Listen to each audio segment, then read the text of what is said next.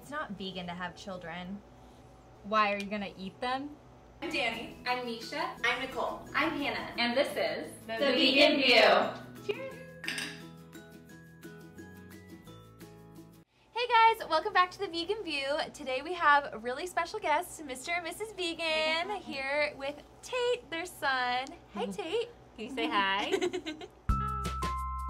Meet Alex and Kristen, or Mr. and Mrs. Vegan as they're known on YouTube. They've been vegan for almost 14 years, and in that time they've found a way of eating which they believe has helped them maintain a healthy weight and even help them conceive their first child, Tate, after being told it may never happen prior to being vegan. They've created an awesome ebook called WSLF, or Whole Starch Low Fat, and a Facebook group to go along with that where they help others learn to eat well and take control of their health through a healthy diet. Please help us welcome our friends, Mr. and Mrs. Vegan. I know I've gotten a lot of comments on my videos about how I can't really be vegan because I've had children, and I know you guys have gotten comments like that too. Yeah, we got one that said stop breeding the other day. So, how does it feel as a mom who's putting content out on YouTube and on Instagram when you get comments like that about your decision to have a baby? I mean, that must feel extremely personal and really upsetting. To me, it doesn't really bother me. Okay, I always think about the person that's making the comment. Was your life really that horrible that you don't think anyone else should live on this planet? Right. Yeah. I feel bad for that person. It's kind of weird that someone would have like the audacity to say something like that, because I'm like, when you become a parent, like that child is your pride and joy, like your entire life. So you're basically telling me like that my entire life like shouldn't be here. You know, like I just think it's really rude.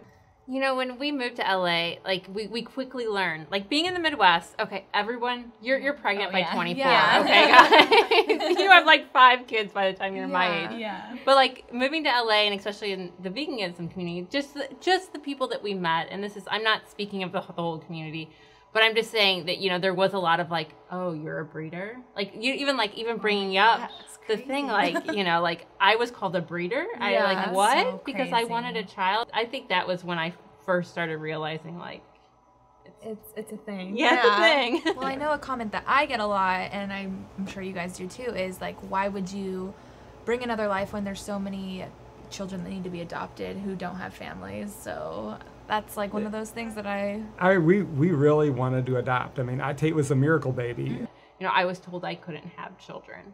So it, like, I always thought like, oh, it's okay if I'm not gonna have children, I'll just end up adopting. But like, having Tate, who was a little miracle in our lives that I didn't think I was ever gonna be able to have, it's been really great. We were going to wait until we were 50 and really, you know, had more time. I mean, I don't know if Kristen mentioned there's like 30,000 kids in the LA system that need a, you know, that need a home.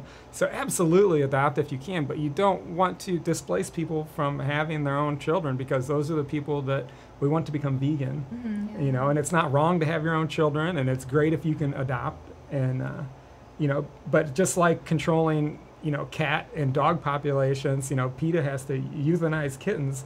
That's not solving the problem of, you know, people having more children that they can sustain. Yeah. So the people whole are having way too many children that they can't take care of. Yeah, or being in a position where they can't take care of a child. So what would you say to these people that leave those types of comments on your channel? Well, I mean, when I think about it, I think about, you know, them and why would they leave something like that. And you know, I feel like something must have happened traumatic in their childhood that makes them feel that way. And in that case, I really think they should look into my current favorite vegan doctor, Dr. Peter Pragens, and he is a leading Harvard grad psychologist, and he wrote a book called Guilt, Shame, and Anxiety. It goes through the process of, you know, infancy and traumatic experiences and how that shapes your whole life, and, you know, possibly why you wouldn't want others to have the joys of life. Yeah, it's so funny because there's this video that someone confronts their haters, someone who leaves mean comments like consistently on their video, and it is so beautiful because they end up having a really amazing conversation about how he was hurt and he was called all these names, and that's why he goes on the internet and leaves these comments and tries to control his life. And it's totally like that where you're talking about that, like, shame, guilt comes from like a traumatic experience. Absolutely. I'm trying to understand how antinatalism, is it? Or just not being a breeder, how that actually relates to veganism. I understand maybe people have political views or, you know, environmental concerns about, you know, the population, but to me, and we talked about this earlier, veganism means different things to different people, but to me, veganism is about compassion. It's about having enough compassion about yourself to eat healthy. It's about not wanting to hurt animals or the environment and just living in a way that's compassionate. I understand after our conversation today that not everyone has that as their like definition of veganism, but with that being my definition of veganism, it's hard for me to understand why someone would look at someone else's joy. Like, I mean, you were brought to tears just talking about your son, and he's so cute, and like I can just imagine how much joy he brings to your life, and the fact that someone would make you feel bad about that is just like, it doesn't have anything to do with veganism to me. It's kind of being against life. I think it's important too for people who are doing good things in the world and are contributing to society in a great way to pass that on to future generations. And like, I love to see like you two passing on veganism to your kids and like seeing how, you know, they're going to be inspiring people when they're in school and other kids in class and stuff. So to me, it's important to keep that going. And it makes me sad when people who are doing good things don't want to pass that on.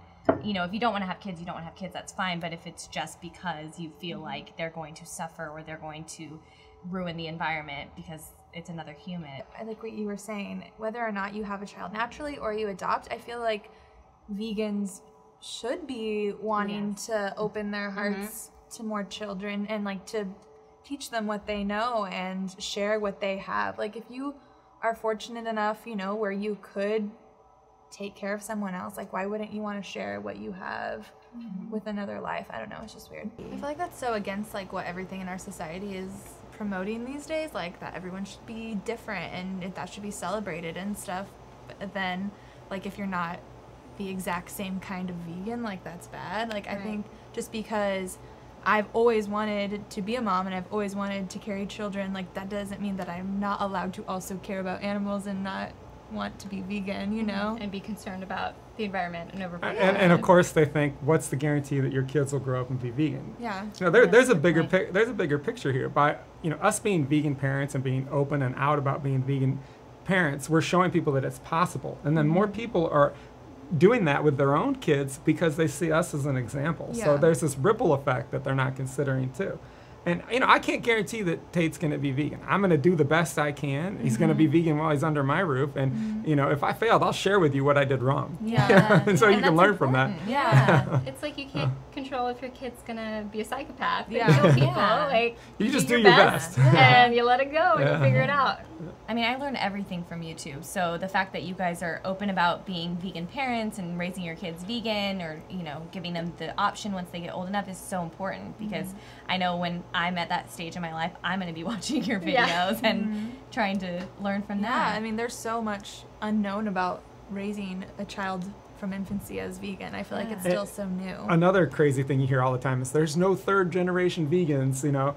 Well, they're called the Seventh-day Adventists. They just live 100 miles from here in Loma Linda, and they've been doing it since like the 1800s. And they're the healthiest people in North America. They're a blue zone.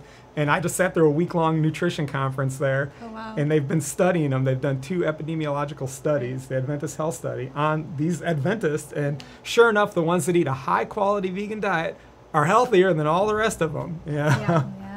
It's so true. I'm sure you put up that thing of that 95-year-old cardiologist vegan mowing his lawn. I love that guy. And don't be afraid about living to 100. If you're eating a healthy diet, you're still going to be able to mow your lawn and be active. You know, it's about your health span. Right.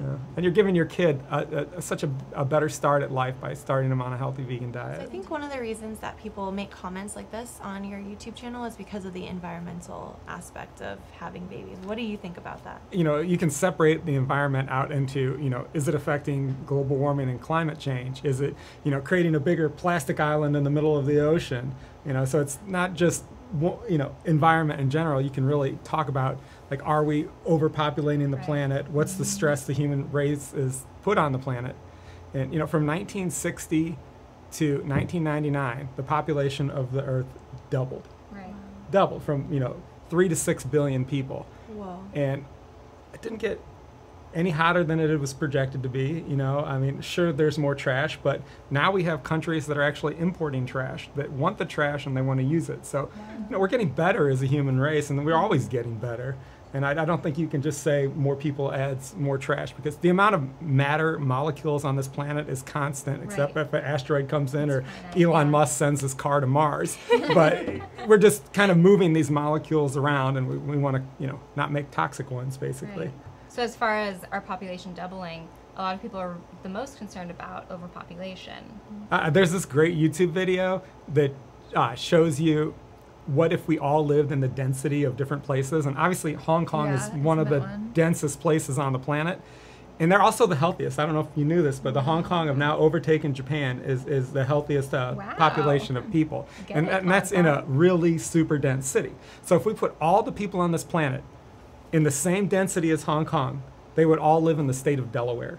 You know, Wow.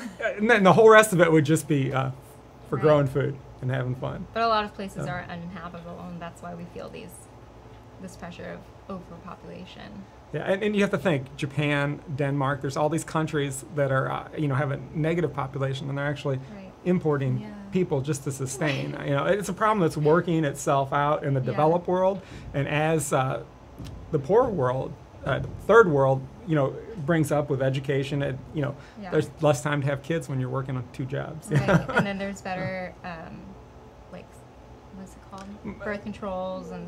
Yeah, the better family planning. Better family planning. Know, safer environments. And, you know, it's all getting better, but obviously, you know, there's this swell of population. You know, and you know, every human does contribute to carbon dioxide. Carbon dioxide is a global warming gas, but its contribution to the net effect has been minimal. And a court case just got thrown out in San Francisco, where a lot of top scientists put an amicus brief forward, just showing that all these models that have had everybody so alarmed are actually bogus, and they had a fundamental flaw in physics. And even though that these are greenhouse gases, they're just not as big as part of the equation as the intensity of our sun and other things going on. Wow. And that's going to be hard for people to hear. This is the most beautiful time to be alive on the planet. Our climate has never been more stable and more hospitable to human life, and you should just be living it up. You should have children, their love, it's wonderful. You should support people that are having children. And I feel sorry for everybody that's gotten caught up and swept up in this, you know, anti-environmental, alarmist kind of mentality. Yeah, there's some people who really have no desire to have children, but and that's fine. That's fine. But if you don't want to have someone children, else having children can't really affect you unless you're letting it like consume and take over your life so much that because you're suffering in some way. I think it's so easy to look at it from afar and think, oh yeah, of course, if we have children, we're going to have too many. But when you go into the research and you really think about it, it's not entirely true. And it's playing out in reverse in developed countries. Exactly. Developed countries, their populations are going down. They're opening up their borders more just to bring more of the third world in. And, you know, that's facts. Facts is facts. And I do have to chime in too, like, a lot of these people, like, if they, even if you don't want to have children, I think you should still possibly do your part. There's, you know, alone 28,000 children, foster children in the LA system alone that need a good home to stay at. And if you can provide that home, you know, and provide that, you know, wonderful veganism upbringing, you know, I think it's all of our duty to do something like that. Oh my gosh, I agree. I saw something on the news the other day where there was a kid who was like 13 years old and he was in the foster care system and he was looking for a home still. And to imagine a kid at 13 years old not having a family, it just breaks my heart. So I love that. So if you guys had any advice for people wanting to have kids and do it consciously, what are some quick tips you could give them?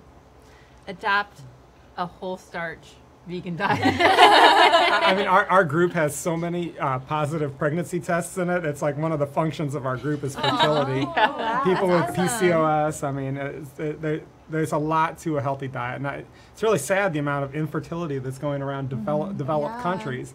And, you know, obviously eating a third world diet helps you have children. Thank you guys so much for coming. Thanks for having us. We're so happy that you guys are able to talk about this important topic with us. Absolutely. It needs to be talked about. Yeah, it does. Like, I feel like it's one of those things that like I'm always scared to address because I don't know the right thing to say. Yeah. It's hard to say the right thing because it's such a touchy subject. Yeah.